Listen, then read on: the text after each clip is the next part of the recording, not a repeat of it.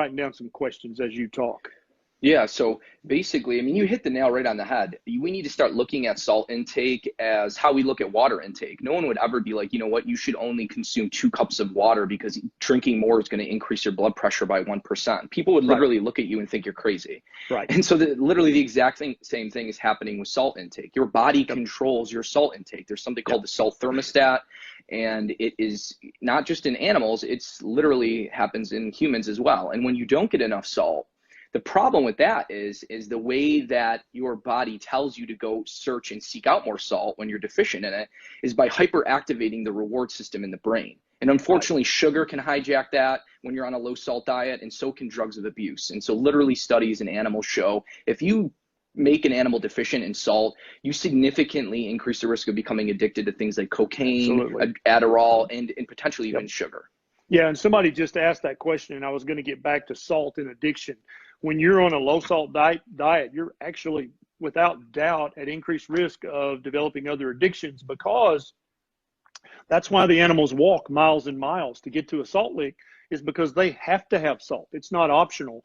And when you look at a basic metabolic panel or a complete metabolic panel, and you look at what the normal range is for sodium and the normal range is for chloride, you know, we all talk about potassium and magnesium, but when you look at how much salt your body wants in your bloodstream at any given time, it's 2 orders of magnitude more. It's 100, it's over 100 points more that your body wants sodium and chloride versus how much potassium and magnesium that it wants. And so I'm about to put up a YouTube video that I made at lunch today, quickly because I was late. But it's talking about the addictiveness of junk food. And I was watching a few YouTube videos, doing some research, and so many experts in the field were like, oh, it's very easy to be addicted to sugar and salt and fat in junk food. They all want to throw salt in. And it's completely different. It's like saying, oh, dude, you're addicted to air. Yeah, that's why you're breathing all the time. It's like, what the hell? Dude, no. You have to have air or you will die. You have to have a certain amount of salt in your bloodstream or you will die. Like, it's not optional at all. Right. And so when an expert tells you, oh, you're addicted to salt, that's baloney is what that is. It makes no sense whatsoever. Yeah, and so here, just to kind of compare the two, between you have 5 grams of glucose throughout your entire bloodstream. You have 16 grams of sodium. And so, you know, when you compare the two, when you eat just one apple, you're getting twice the amount of glucose in that one apple than is in your entire bloodstream. When you consume a normal salt diet, that's only like 1/4 of the amount of salt in your whole bloodstream. So when you look at it between which is the wrong white crystal here, it's really sugar that's driving blood pressure and all these other, you know, heart disease and things like that. It's not the other white crystal, salt, which is an essential mineral. Right. It's sugar and its effect on insulin that's actually creating the fluid overload in your body that leads to elevated blood pressure in many, many people. And I'll tell you, Doc, I've had so many people that once they're on a ketogenic diet or some low carb version of that, when their blood sugars come down and their insulins come down, they diurese, get rid of all the fluid, and I have to stop 1, 2, or 3 blood pressure medicines because they don't have hypertension anymore. Once they fix their sugar addiction and get their insulin levels down, that fixes it. And not in everybody, but in so many people, they just don't need blood pressure medication anymore because they're running in the 130s over 70s. And that makes me very happy when I see that, and it verifies what I believe about salt, that it's not a nutrient of concern, just like the American.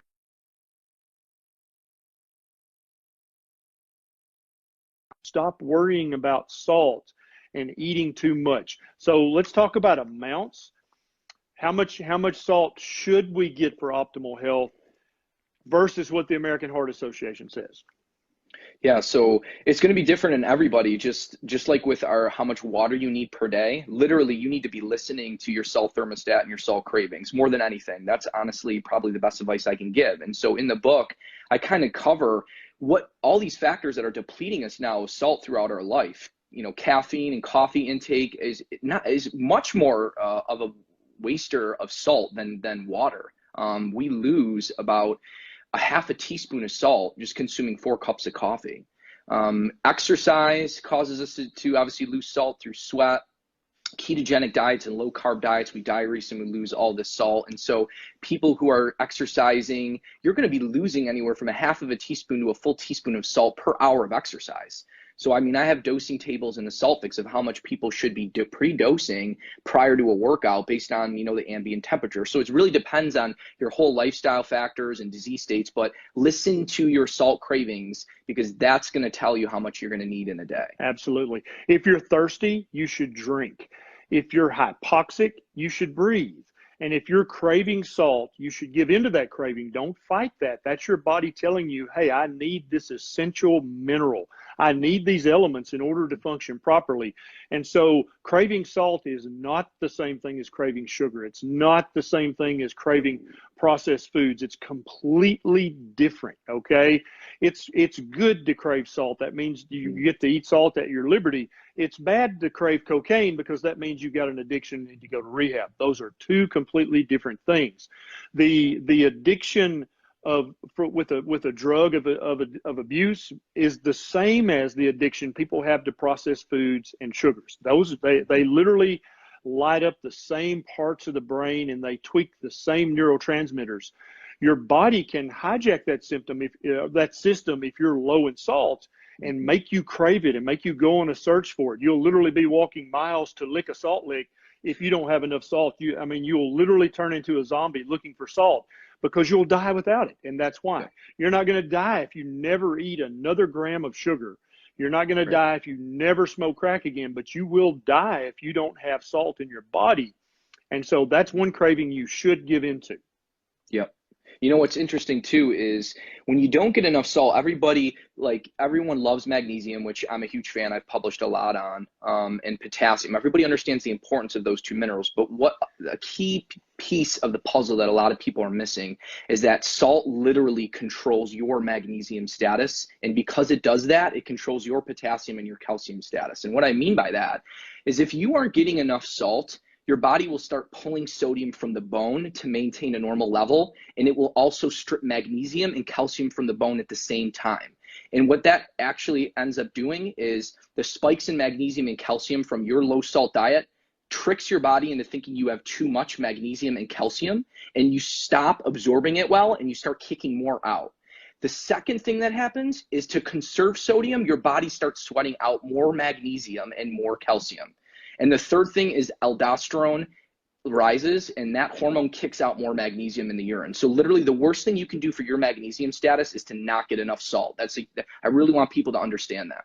Yeah, that is so important, so vital. You've got to have your sodium and your potassium and your sodium and your chloride, or your body's going to actually leach out and bleed out the magnesium trying to get the sodium and chloride out of your bone to satisfy your body's needs for that. That's such an important point. Tell us, doctor, what are the symptoms if somebody does not have enough salt in their body? What are the symptoms? Sure. Most common symptoms are going to be muscle cramps, muscle spasms, exercise fatigue, and when you go from a seated to a rising position, you're going to be super dizzy. And so anyone who has what's called orthostatic hypotension, when they rise from that seated to standing position and they feel lightheaded, that you do not have enough circulating blood volume. And that is a super quick sign of salt deficiency. Yep. And so fatigue, if you stand up out of a chair quickly, you get lightheaded.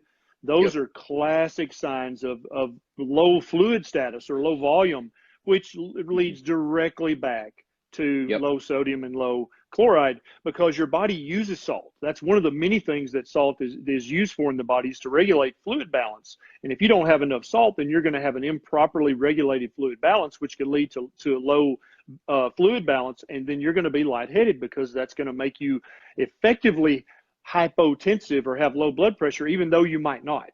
Yeah, exactly. And a lot of people get confused too, because they say, well, you know what? My sodium levels are normal. So that must mean I have a normal salt level. Very good. Let's talk about that. Yeah. And so, one of the quickest ways you can check on the lab if you're salt deficient is not necessarily look at the sodium level in your blood, but to look at the BUN. If you have a normal water intake and you have a high BUN, that means you don't have good renal blood flow or kidney blood flow. That is directly caused by not having enough salt in blood circulation. And so one of the quick ways you can check on a lab that potentially indicates salt deficiency is an increase in blood urea nitrogen.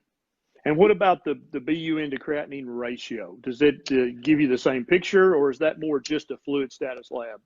Yeah, as soon as you introduce creatinine, that can kind of skew things. Right. You know? And so if somebody has an elevated BUN but the creatinine's normal, then that's a salt deficiency until proven otherwise. That's Nice. that's a fair statement.